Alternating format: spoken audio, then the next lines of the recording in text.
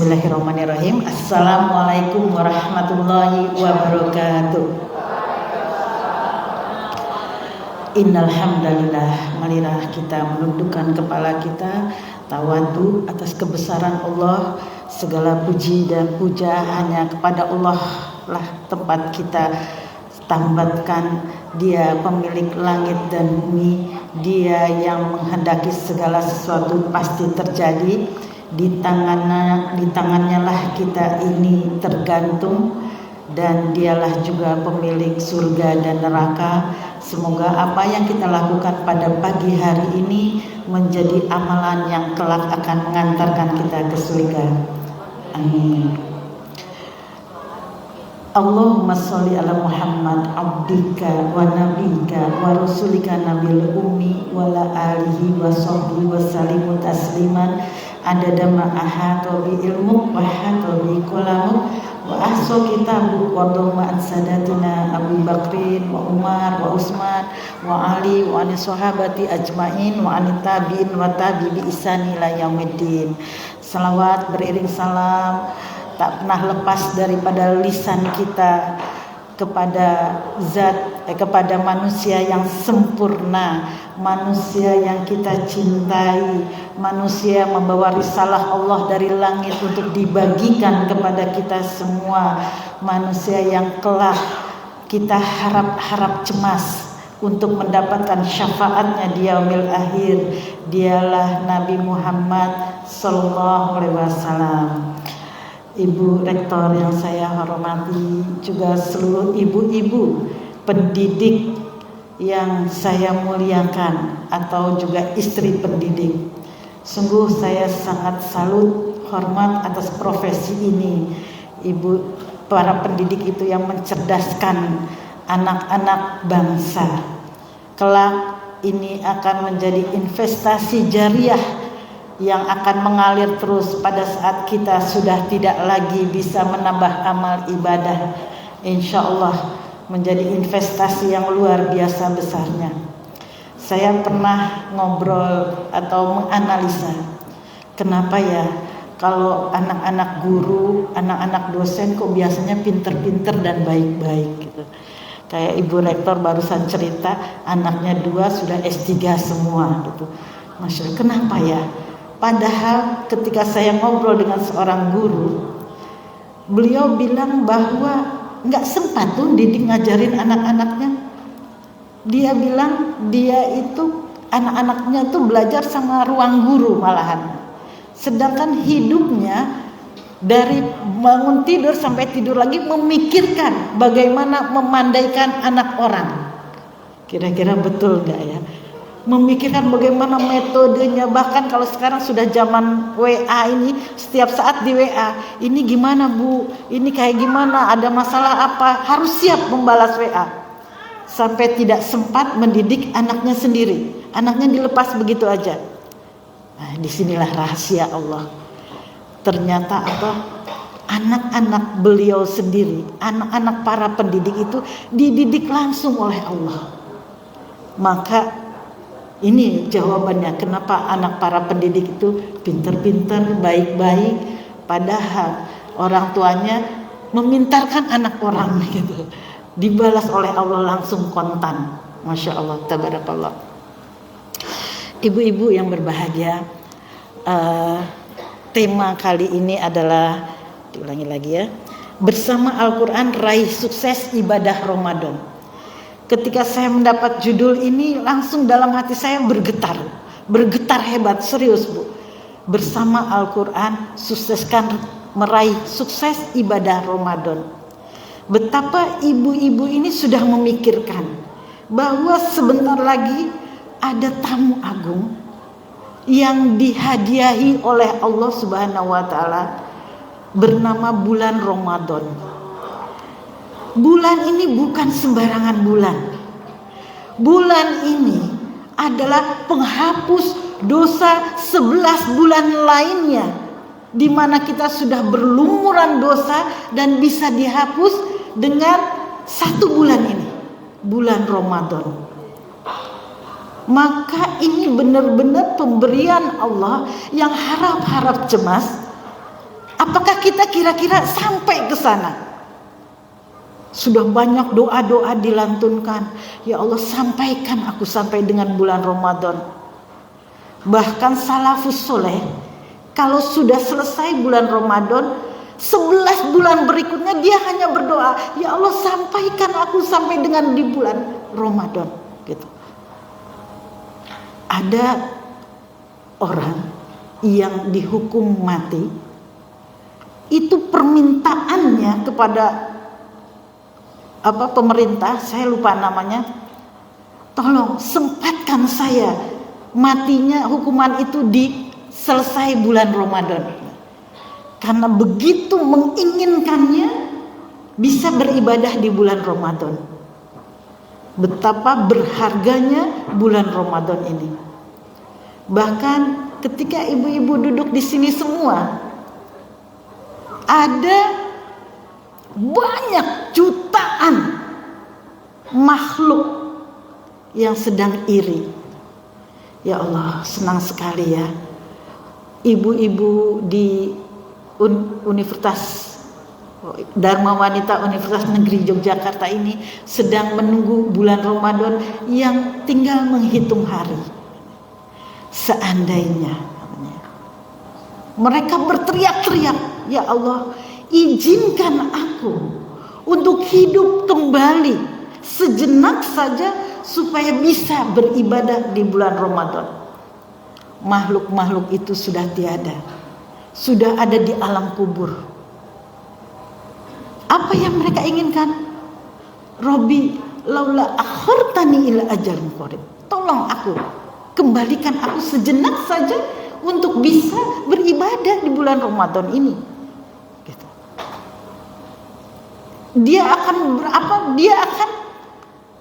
beribadah sebaik-baiknya. Coba bisa dibayangkan nggak? Ketika ada makhluk yang bisa seandainya diizinkan oleh Allah hidup lagi, apakah dia akan memikirkan kekayaannya? Apakah dia akan memikirkan anak-anaknya? Apakah dia akan memikirkan warisannya? Pasti orang yang diizinkan hidup kembali pasti hanya ingin beribadah kepada Allah Subhanahu wa taala. Di dalam surat As-Sajdah disebutkan kan, nakmal solihan. Tapi kira-kira bisa nggak ya Bu?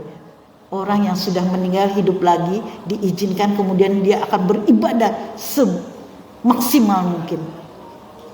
Mustahil ya. Padahal ada bulan Ramadan, bulan pengampunan loh.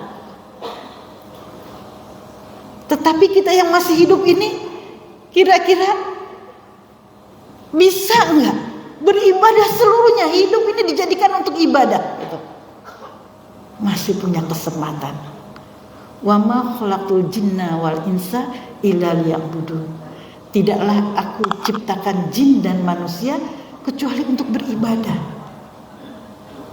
Artinya kita tidak diciptakan untuk menjadi apapun kecuali untuk beribadah. Maka semua karunia-karunia dari Allah, apakah itu pangkat, jabatan, harta, anak, suami, sawah ladang, semuanya kita ini baru sampai ujian, bukan nikmat. Apa yang Allah berikan kepada kita, kecantikan, kedudukan, semuanya ini adalah ujian dan menjadi ibadah kalau itu kita kembalikan kepada Allah Subhanahu wa taala. Kita capai semua langkah-langkah untuk mendapatkan ridho dari Allah Subhanahu wa taala. Punya ilmu untuk jadi ibadah kepada Allah.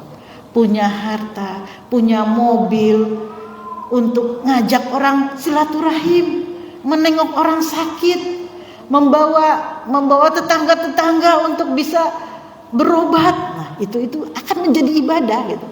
Selebihnya segala sesuatu yang tidak menjadi ibadah, maka itu adalah ujian buat kita.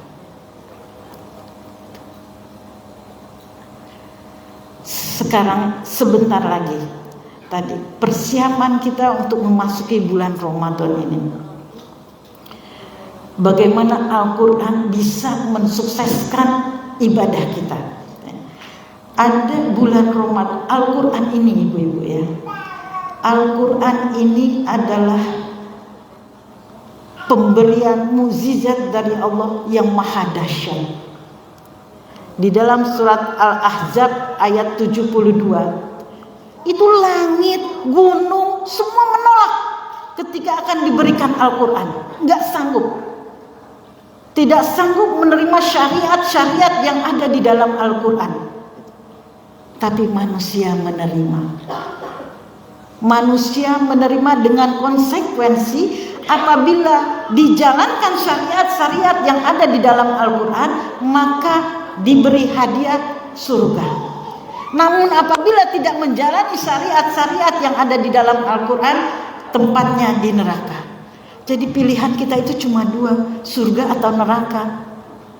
Ketika kita mati nanti, dicabut, sudah berhenti kita di dunia, tempat kita cuma dua, surga atau neraka.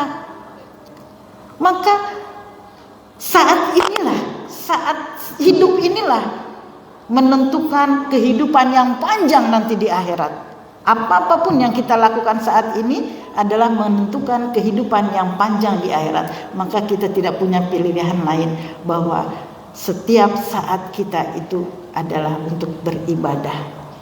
Kita tidak diciptakan selain untuk beribadah. Kalau kita mengkhianati daripada niat penciptaan itu, maka kita pasti ada di dalam neraka. Tidak ada pilihan lain.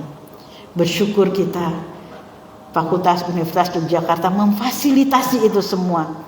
Ada dua bulan pertemuan seluruh fakultas, saling muhasabah, saling watawassobil haqqi watawassobis sabr. Per fakultas juga kalau nggak salah tiap Jumat ya, tiap Jumat juga ada ya. Saya beberapa kali kok ngisi, tapi saya lupa di fakultas apa.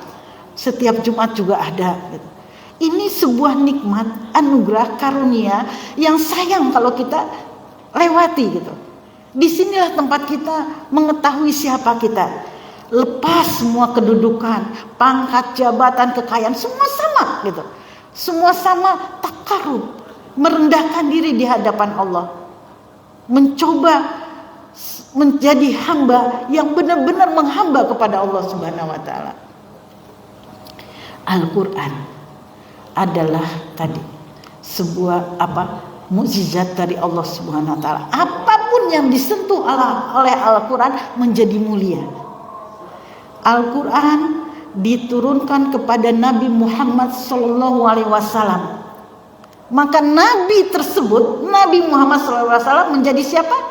Menjadi imam para Nabi. Karena apa? Keistimewaan beliau mendapatkan Al-Quran. Jibril dulu itu hanya sebagai malaikat biasa-biasa aja. Tetapi ketika Allah perintahkan dia menyampaikan wahyu, dia menjadi panglimanya para malaikat. Bulan Ramadan itu istimewa kenapa? Tadi bacaan Al-Quran bahwa syahrul Ramadan unzila fihil Quran, bahwa di bulan Ramadan itu diturunkannya Al-Quran. Maka bulan Ramadan adalah menjadi bulan yang paling mulia dari 11 bulan lainnya, menjadi bulan yang suci. Malam itu sebetulnya biasa-biasa aja. Malam, tiap hari kita melewati malam. Tetapi ada malam yang nilainya 1000 bulan. Khairun min alfi syahr. Satu malam lebih baik daripada 1000 bulan. Yaitu ketika apa? Ketika diturunkannya Al-Quran, yaitu pada malam Lailatul Qadar. Khairun min alfi syahr. Umat siapa yang paling baik dari seluruh umat yang Allah ciptakan? Ada umat Nabi Musa, ada umat Nabi Isa, ada semua Nabi mempunyai umat. Tetapi umat yang diberikan dia Al-Quran akan menjadi kuntum khairu ummat, menjadi sebaik-baiknya umat. Inilah mukjizat yang diberikan kepada Allah, yang diturunkan kepada Nabi Muhammad SAW, tapi disampaikan kepada kita semua. betapa kita menjadi bahagia dengan Al-Quran. Maka Allah mengatakan, sejauh mana pergaulanmu dengan Al-Quran, disitulah letak kebahagiaan. Al-Quran itu adalah zikir kita. Al-Quran itu zikir kita. Maka betul kalau sekarang ini temanya adalah bagaimana Al-Quran itu mensukseskan Ramadan kita. Ramadan yang benar-benar ditunggu oleh seluruh umat. Untuk itu tahapan demi tahapan, karena Ramadan itu bulan suci, bulan mulia. Bagaimana kita mempersiapkan tahapan-tahapan untuk memasuki bulan Ramadan tersebut? Yang pertama, ini beberapa hari lagi ya, Allah berikan bulan Sya'ban. Bulan Sya'ban itu sebenarnya bulan perenungan kita. Bulan perenungan kita sebelum kita memasuki bulan suci. Untuk mensucikan kita, untuk membersihkan diri kita. Pertama yang harus kita lakukan adalah taubat. 11 bulan yang lalu kita sudah melakukan banyak sekali dosa-dosa. Maka pada saat inilah ketika kita memasuki, sebelum kita masuk ke dalam bulan Ramadan, maka kita perbanyak taubat. Astaghfirullahaladzim wa atubu ilaih. Astaghfirullahaladzim wa atubu ilaih. Itu terus kita katakan taubat semua dari dosa-dosa yang sangat menggunung, karena kita mau memasuki bulan suci. Sucikan diri kita. Di tengah malam bangun tahajud, kita mulai tobatnya, uraikan air mata, ya Allah, betapa banyak maksiat yang telah aku lakukan pada masa lalu, ya Allah. Aku bertobat, teman. Beri kesempatan aku untuk memasuki bulan Ramadan. Tobat. Tidak ada orang terlepas daripada dosa. Dosa terhadap orang tua, dosa terhadap suami, dosa terhadap anak-anak, dosa terhadap karib kerabat.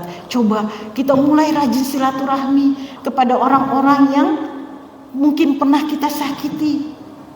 Tapi kalau budaya orang Indonesia itu silaturahimnya itu atau berkunjungnya itu kepada orang-orang yang kita sayangi gitu. Padahal yang harus kita perbaiki adalah kepada orang-orang yang pernah kita sakiti atau pernah berselisih dengan kita gitu.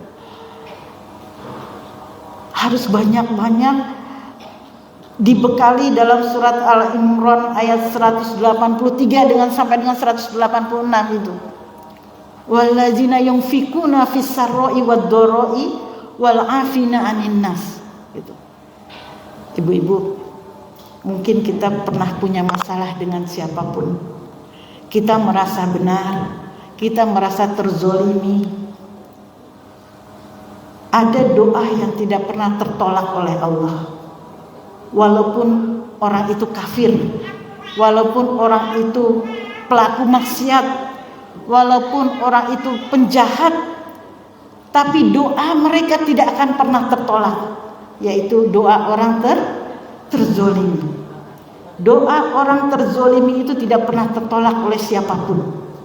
Ini yang harus kita berhati-hati. Tetapi kalau kita yang terzolimi, doa-doa kita itu tidak pernah tertolak. Insya Allah tidak pernah tertolak. Apakah ketika kita terzolimi, mungkin kita ditipu oleh orang, ketika kita membaca WA minta pulsa atau apa, itu kan penipu-penipu itu sekarang. Saya kadang-kadang mikir lebih banyak penipu daripada yang nggak nipu gitu loh. Saking hampir semua orang kok pernah dapat WA penipu gitu. Iya Bu ya, semua pasti udah pernah dapat. Wah, luar biasa. Sampai nggak bosan-bosan mereka. Kadang-kadang yang jual mobil itu kan kemarin udah WA kita, masih ke WA aja. Jadi kayaknya banyak sekali berkeliaran penipu-penipu. Kalau itu sampai kita yang mendapatkan, berarti kita terzolimi. Nah, doa kita ini begitu mustajab. Doa kita itu mustajab. Mau kita doakan apapun tentang dia, Allah kabulkan. Lebih baik doa itu kita simpan untuk apa? Untuk mendoakan anak-anak kita, untuk mendoakan keluarga kita, untuk mendoakan orang tua kita. untuk menjadi, supaya kita mendapatkan anak yang soleh-soleha, supaya kita mendapatkan suami yang selalu dijaga oleh Allah, daripada mendoakan orang terzolimi tersebut.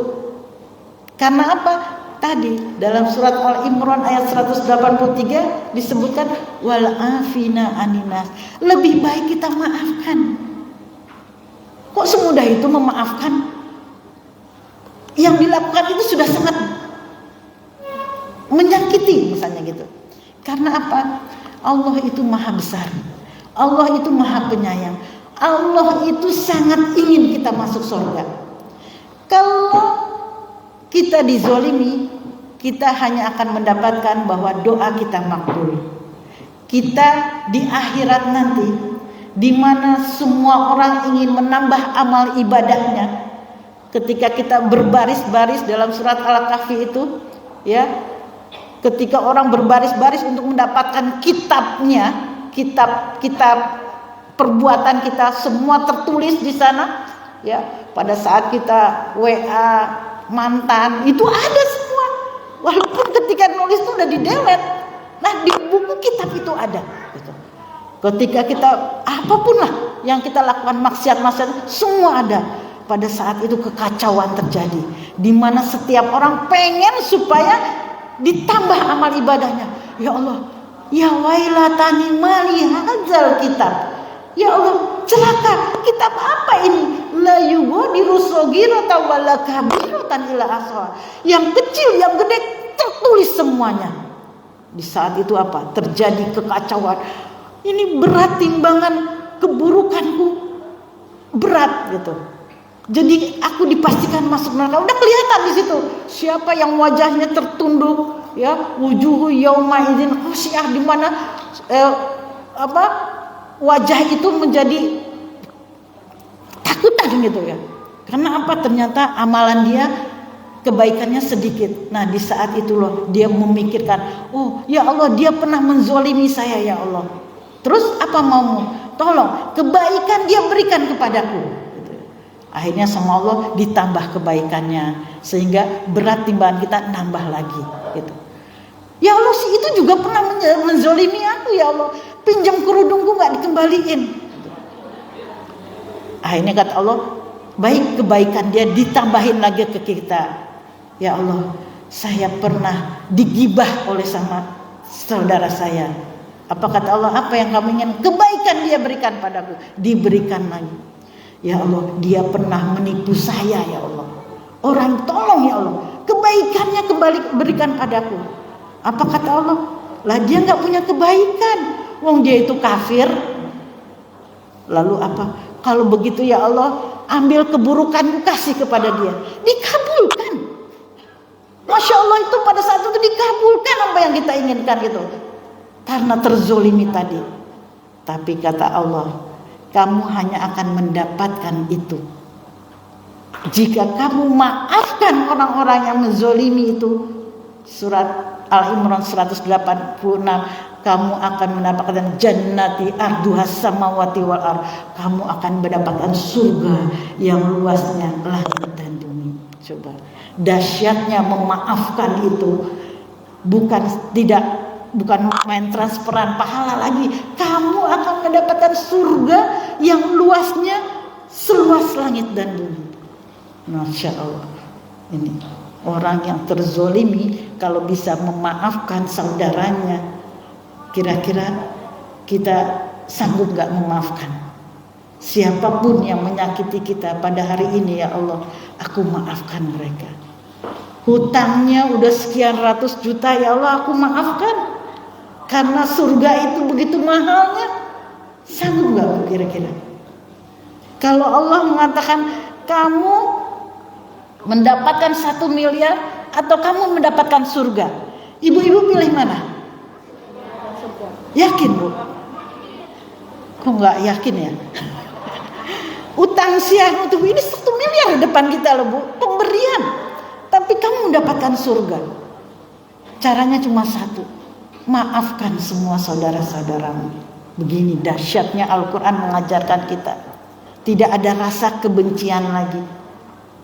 Justru kita taubat dengan segala apapun yang pernah kita lakukan.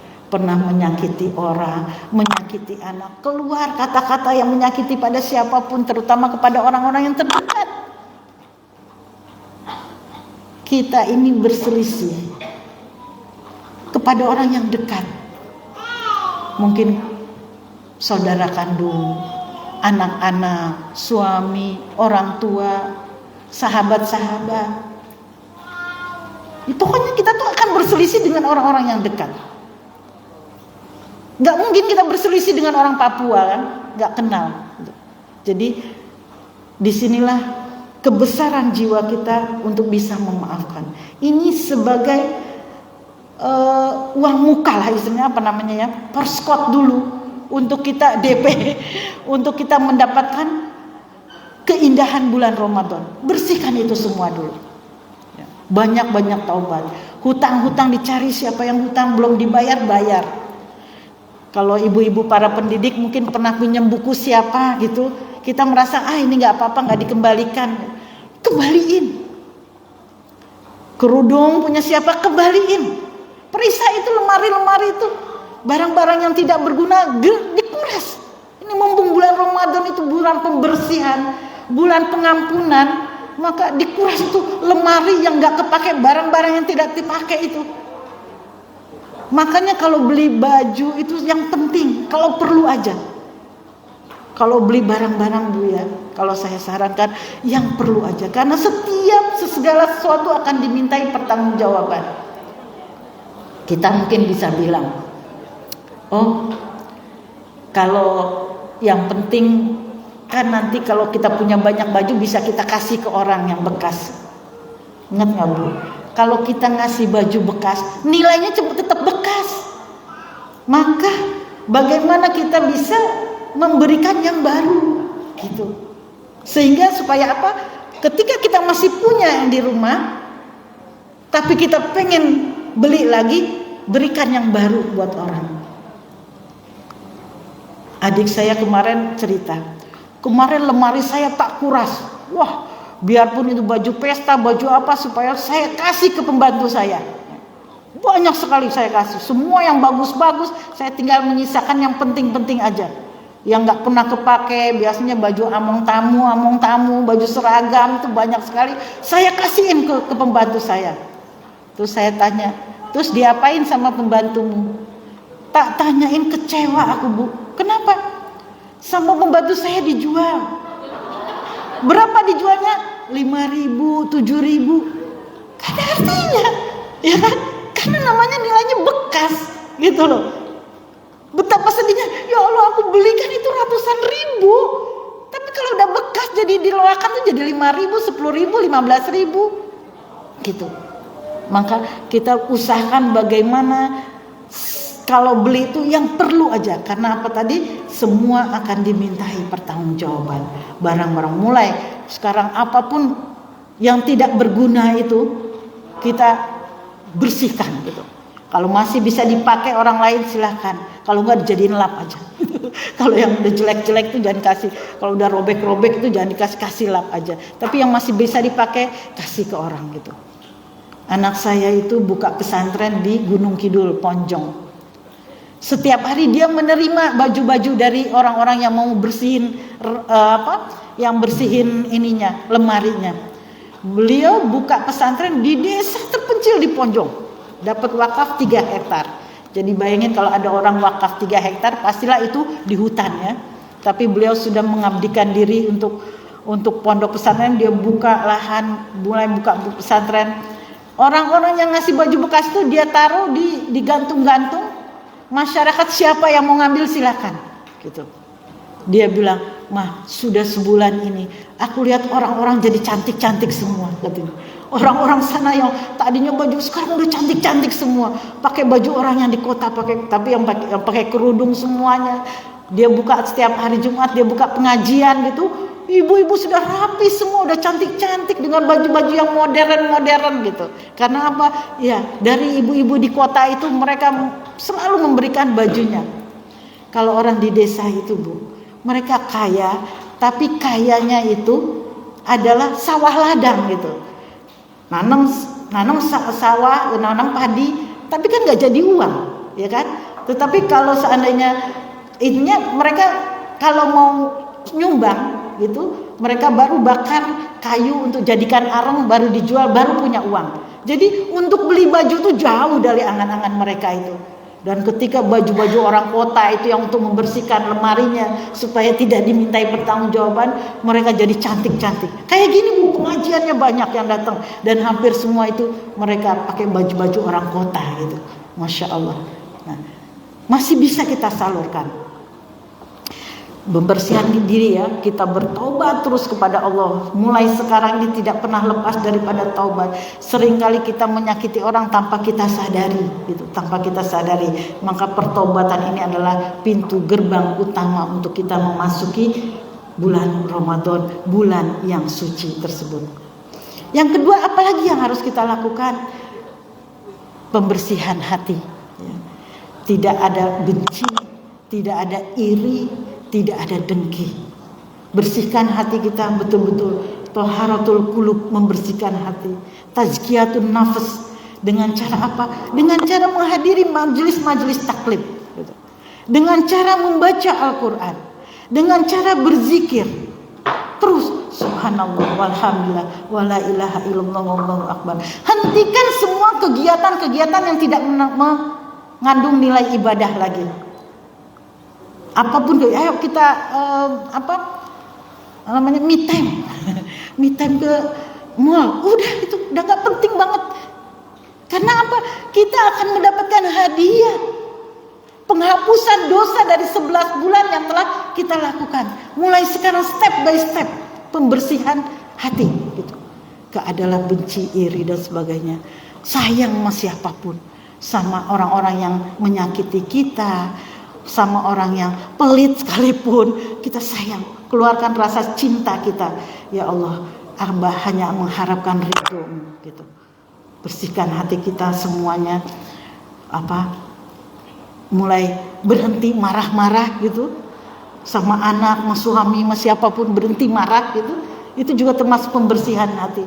Mulai banyak salaman, tebarkan salam, tebarkan senyum, membagi-bagi. Membersihkan hati itu membagi-bagi rezeki kita juga ya. Bersedekah, yang ketiga adalah bersedekah. Banyak-banyak bersedekah. Kalau bersedekah itu ya, bersedekah itu hal yang paling disesali orang yang sedang sakaratul maut ya. Al-Mu'minun Al-Munafikun ayat 10.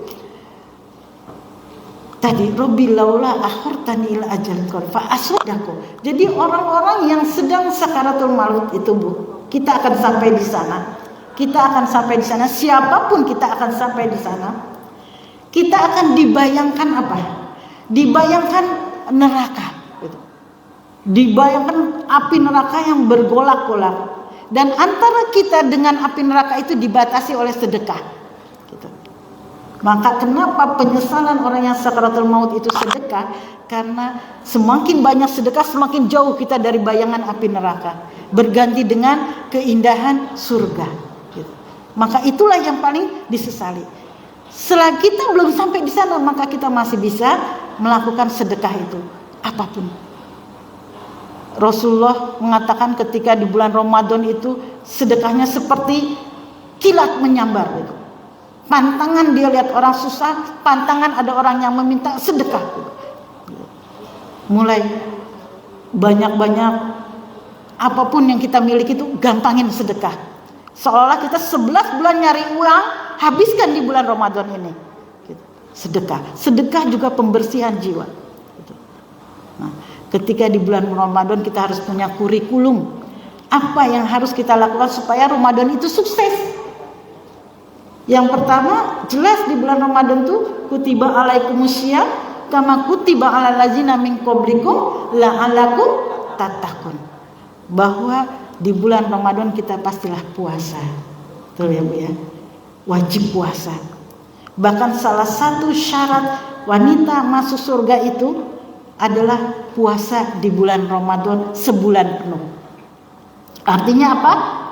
Kalau kita mens harus diganti secepatnya sebelum datang Ramadan berikutnya. Itu sebagai syarat masuk surganya seorang perempuan. Tidak disebutkan puasa-puasa sunatnya, tetapi puasa di bulan Ramadan sebulan penuh. Ya. Bahwa seorang perempuan itu bisa masuk surga apabila sholat 5 waktu. Kalau sudah main langsung bersihin lagi.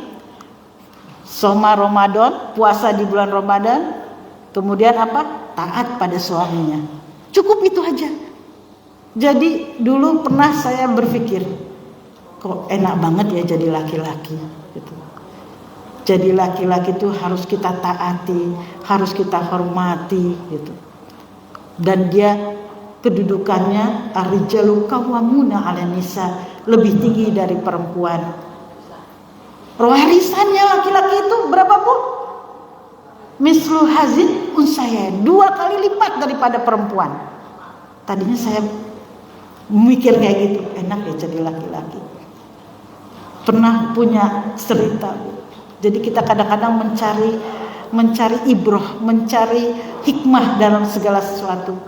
Waktu itu saya hamil muda. Saya kalau hamil tuh hidup segan mati tak hendak.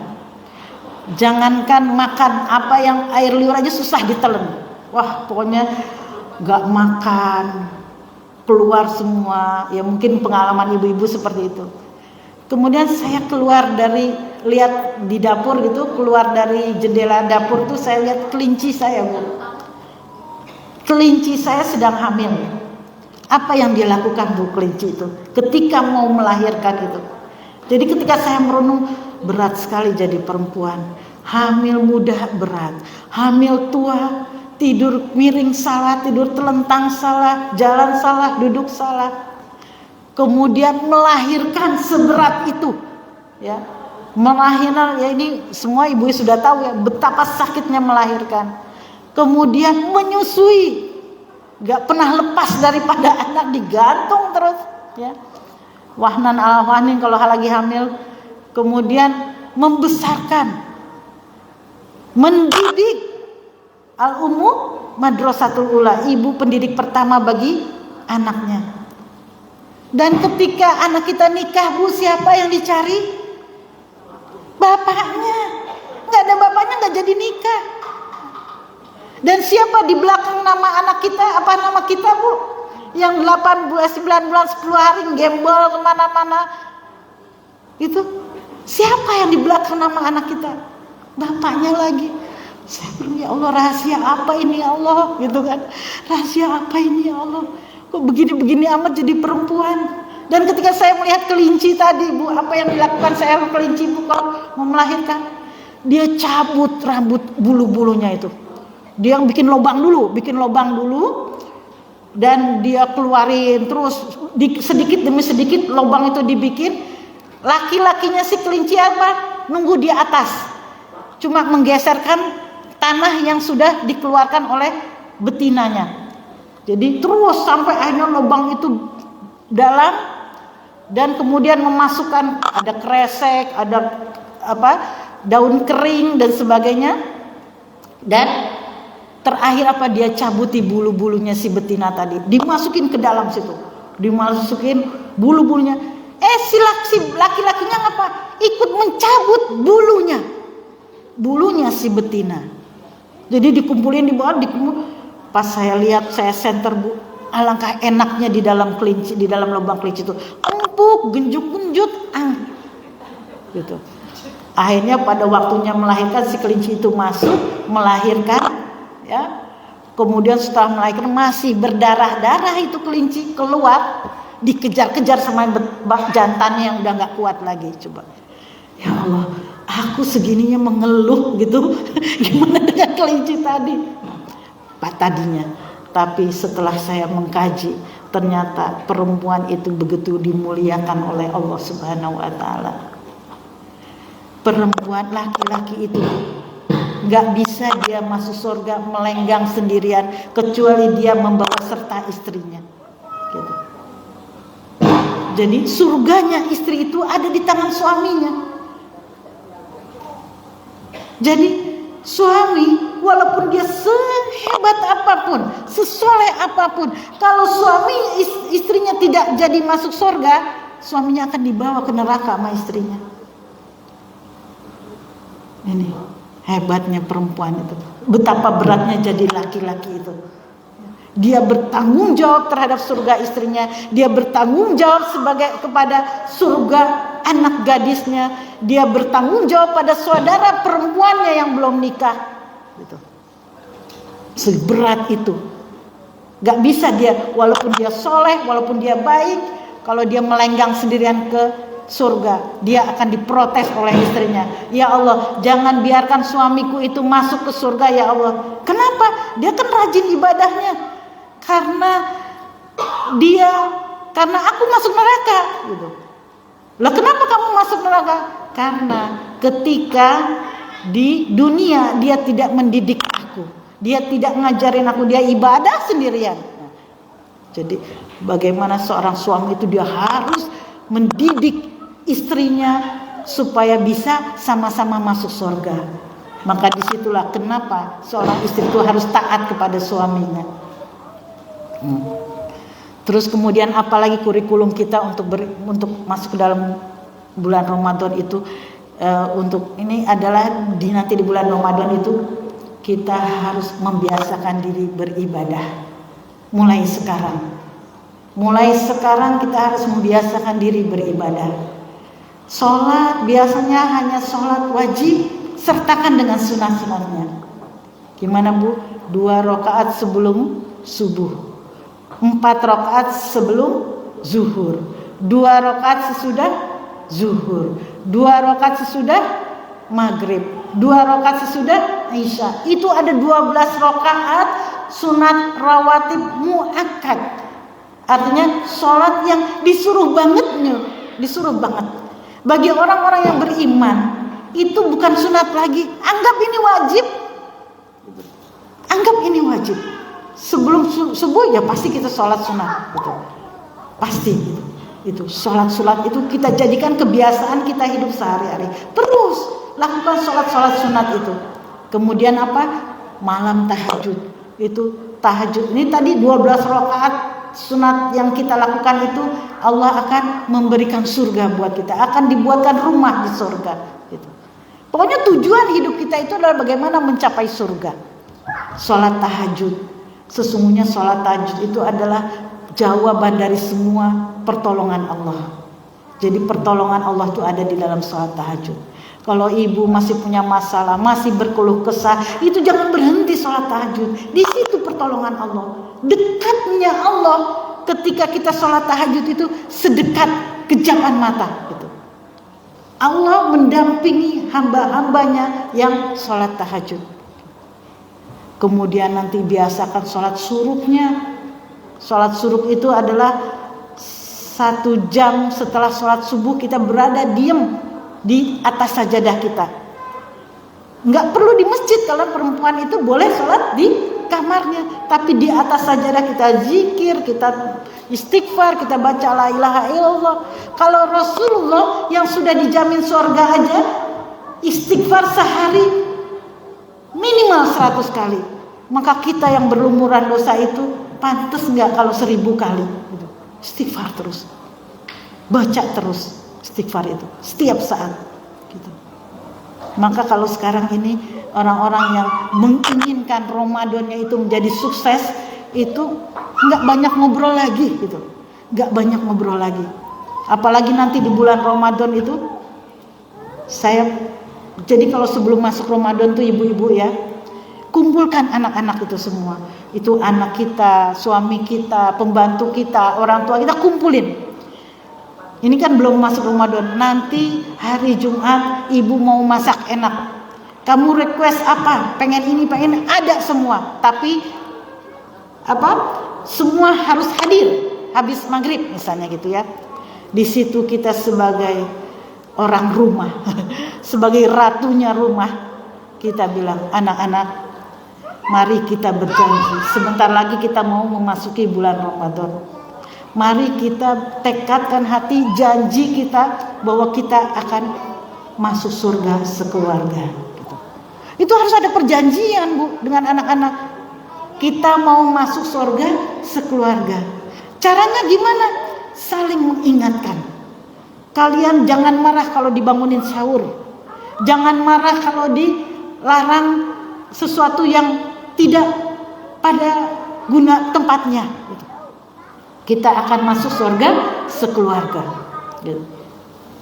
Kalau nggak berjanji gini, anak-anak semaunya nanti, apalagi punya anak masih kecil, ngantuk bu, segala macam. Ayo sholat, lemas, ayo ngaji, malas. Harus saling mengingatkan. Karena itu sama di dalam surat At-Tur kan, ayat 20 sampai 25. Fa'aqbala ba'dukum ala ba'din yatasaalun. Ketika di surga itu orang-orang duduk berhadapan, mungkin kayak gini di hadap-hadapan ya. Dan mereka saling kepo. Ya.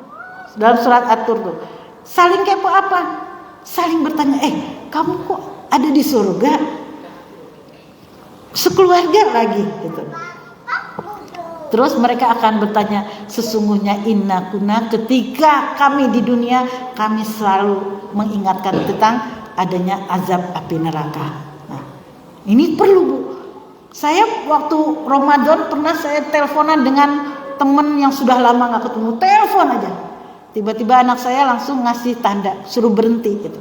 Suruh berhenti. Kenapa nak? Mah, ini Ramadan.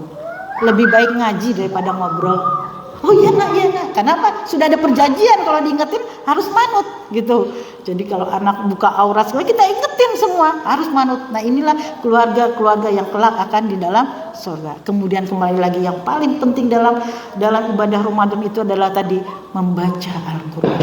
Membaca Al-Quran bukan sekedar membaca, mentadaburi, menghafal dan mengamalkan. Al-Quran ini adalah mukjizat yang luar biasa, di mana satu hurufnya dibalas 10 kali. Gitu. Bagaimana kalau kita menghafal coba? Kalau menghafal itu berapa mengulangnya? 10 kali lebih, 20 kali lebih. Baca surat Ar-Rahman. Gitu. Baru mau hafal Ar-Rahman 10 kali gitu, 10 kali Ar-Rahman, Ar-Rahman, Ar-Rahman, Ar-Rahman, Ar-Rahman, Ar-Rahman, Ar-Rahman, Ar-Rahman, Ar-Rahman, Ar-Rahman. Berapa yang saya dapatkan? Satu huruf 10. Di dalam surat Ar-Rahman itu ada 6 huruf. Berarti yang saya dapatkan 600. Masya Allah. Makanya kita jangan pernah lepas. Oh, saya kan bukan orang pondok, gak usah menghafal Al-Quran di sini. Kita akan terkejut nanti di akhirat. Hah? Banyak sekali pahala Al-Quran saya. Gara-gara apa? Gara-gara kita menghafal. Karena menghafal itu gak bisa sekali, kecuali orang di pondok. Satu halaman bisa selesai. Kalau kita bisa berulang-ulang. Cukup satu ayat sehari, itu akan kita ulang. Pagi kita menghafal, siang lupa. Menghafal lagi, sore lupa, menghafal lagi sampai akhirnya mau tidur baru kita mampu menghafal mungkin satu ayat. Tapi udah berapa yang kita hafal? Sambil goreng kita hafal, sambil jalan kita hafal, gitu. Berapa kita akan terkejut dengan pahala yang kita dapatkan. Ini Al-Quran. Saya ingin menceritakan sebuah pengalaman ya ibu-ibu. Kebetulan ibu-ibu ini kan pendidik semua. Saya punya teman bu, beliau ini profesor di bidang farmasi. Sejak kecil orang ini, sahabat saya ini pinternya luar biasa. Dia menciptakan rumus-rumus, dia menciptakan ribuan rumus dia hafal. Pokoknya pinternya luar biasa. Sehingga setelah jadi profesor itu, setelah pensiun dia tetap diminta untuk mengajar gitu. Tapi tiba-tiba bu, ternyata apa ya? Allah itu benar-benar pemegang kita. Ternyata kita itu tidak memiliki apapun kecuali yang Allah berikan. Pinter kita, Allah yang ngasih. Anak-anak kita sukses nih. Satu helai rambut pun bukan kita yang bikin. Itu semua dari Allah. Gitu. Terus apa? Teman saya yang profesor tadi tiba-tiba apa? Lupa dia. Dapat penyakit lupa, dia lupa segala macam rumus. Jadi kalau di hadapan mahasiswa dia kayak orang bego, lupa semua rumus-rumusnya itu. Dia nangis, dia, ya Allah ada apa ini ya? Saya kok jadi lupa gitu. Akhirnya dia konsultasi sama dokter ahlinya mungkin. Apa jawabannya, Bu? Ini mungkin bisa terjadi sama kita. Lupa. Coba kalau udah lupa mau gimana? Lupa gitu ya. Diingat-ingat nggak bisa gitu. Dia lupa rumus-rumus semuanya. Ya. Akhirnya apa kata dokter? Coba kamu belajar sesuatu yang di luar pelajaran ini. Di luar ilmu yang kamu miliki. Coba kamu. Apa ya? Saya mau bikin rumus-rumus saya. Oh itu kan memang pekerjaan, nggak usah. Yang lain di rumah dia merenung apa ya? Saya belajar apa ya? Akhirnya dia menemukan apa? Oh dari kecil sampai besar saya sekolah umum. Saya jarang sekali bersentuhan dengan Al-Quran. Paling cuma baca-baca aja. Akhirnya saya mau mempelajari Al-Quran. Mulai dia mempelajari, dia ikut bimbingan, dia datangan guru les, dia ikut kursus online. Setiap hari dia asik dengan Al-Qurannya, Ibu. Dia asik menghafal Al-Quran, kemudian dia me-i'rab, tahu.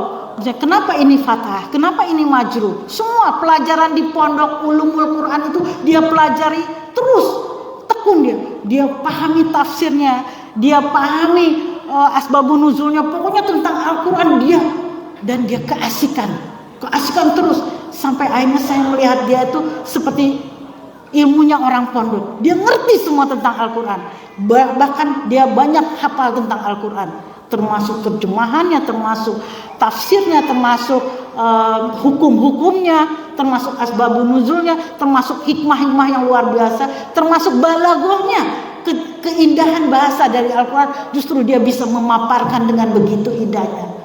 Terus saya tanya, terus sekarang kamu lupa, jadi pelupa, masih pelupa enggak? Saya bilang gitu. Apa yang dijawab? Saya sudah enggak peduli lagi, saya mau pelupa atau tidak, tetapi saya menemukan kebahagiaan di dalam Al-Quran ini. Ternyata Allah begitu sayang sama saya diberi bekal sebelum Allah mencabut nyawa saya. Inilah kehebatan Al-Quran yang tidak pernah harus selalu bersama kita. Al-Quran harus bersama kita. Ini sebagai kunci sukses kita meraih Ramadan. Dan tahu nggak ibu-ibu semua, nanti kelak ketika 7 langkah orang-orang sudah meninggalkan kuburan kita, ya, kuburan si mayit. Saya ini calon mayit, kita semua calon mayit. 7 langkah orang meninggalkan kuburan kita, apa yang terjadi, Bu? Akan datang malaikat Munkar dan Nakir yang mengerikan wajahnya, sekali tatapannya hancur lebur itu. Dan didatangkan apa? Binatang-binatang dari neraka, sekali gigitannya debu kita. Gitu. Begitu mengerikan dahsyatnya kita ketika di alam kubur. Kita kalau tindian aja nggak bisa bangun, betapa menderitanya kita. Kalau kita mati di dalam kubur, bagaimana caranya kita bangun untuk bangkit? Gak bisa. Mengerikan sekali apa yang ada di dalam kubur. Tetapi nanti akan ada makhluk yang rupawan, yang ganteng, kalau untuk kita ganteng gitu ya, menyediakan sebuah kebutuhan kita. Di kuburan seperti bintang 5, ada AC-nya, ada spring bed-nya, ada buah-buahannya. Pokoknya begitu nyamannya kita di alam kubur. Sampai ketika malaikat Munkar dan Nakir akan bertanya lewat kepala, si makhluk rupawan itu akan menghalangi dari lewat kepala. Gitu. Muter malaikat itu lewat kaki, makhluk rupawan itu juga menghalangi lewat kaki, terus berkeliling sampai akhirnya malaikat, wahai makhluk rupawan, kenapa kamu menghalangi tugas yang Allah berikan kepada saya untuk menanyai mayit ini? Gitu. Apa kata makhluk rupawan tadi? Oh, kalau itu memang tugas dari Allah silahkan, tapi jangan satu bulu pun engkau sakiti dia. Aku juga ditugasi Allah untuk menjaga mayit ini. Sehingga kita terheran-heran, wahai makhluk rupawan, ini hadis loh, Bu. Siapakah gerangan engkau ini begitu menjaga aku, menjadikan aku nikmat di alam kubur, gak ada takut sama sekali. Dan makhluk rupawan itu berkata apa? Aku adalah bacaan Al-Quranmu selama di dunia. Masya Allah, dia akan menjadi syafaat pertama ketika yang kita dapatkan ketika kita di alam kubur. Maka kita tidak bisa lepas dari Al-Quran ini. Kalau mau bahagia dunia, bacalah Al-Quran. Kalau mau bahagia di alam kubur, tadaburi Al-Quran. Kalau kita mau masuk surga, Al-Quran menjadi pegangan kita. Insya Allah. Mudah-mudahan yang sedikit ini bermanfaat. Mohon maaf atas segala kesalahan. Mudah-mudahan kita sampai kepada bulan Ramadan yang kita cita-citakan, dan dengan imanan wahtisaban, dengan iman dan harapan Allah menghapus semua dosa-dosa kita, beri pengampunannya dan membalasnya dengan nilai takwa yang Allah janjikan serta balasan surga, insyaallah. Amin.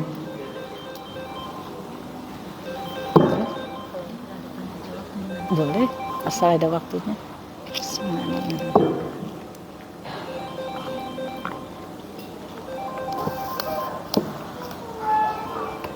Alhamdulillahirrahmanirrahim. Demikian tasyah yang disampaikan oleh Ustazah Rulada Hajiah Nopri Hartini Unius. Hadirin yang dirahmati Allah, selanjutnya kami buka sesi tanya jawab. Mohon pada ibu-ibu hadirin yang berbahagia, kami buka 3 sesi tanya jawab. Mohon dipersilahkan.